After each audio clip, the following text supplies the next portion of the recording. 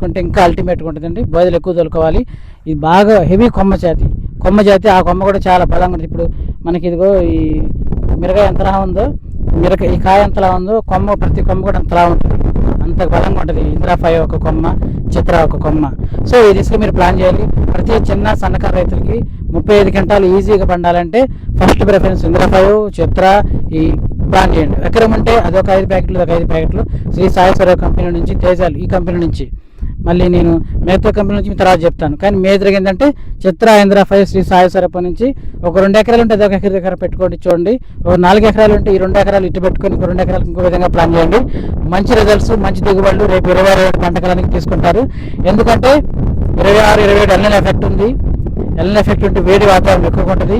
ఈ వేడి వాతావరణంలో వైరస్ ప్రాబ్లం మరింత ఎక్కువగా ఉంటుంది. వైరస్ను సమర్థవంతంగా తట్టుకోవాలంటే ఫస్ట్ ప్రిఫరెన్స్ ఇందిరా 5 అండ్ చిత్రాకి ప్లానింగ్ ఇవ్వండి, చేసుకోండి. ఖచ్చితంగా ఫాలోఅప్ చేస్తూ ఉంటాను. మీరు కూడా చక్కగా 40 క్వింటాలు పైబడి తీసుకోవాలని కోరుకుంటున్నాను. Thank you so much.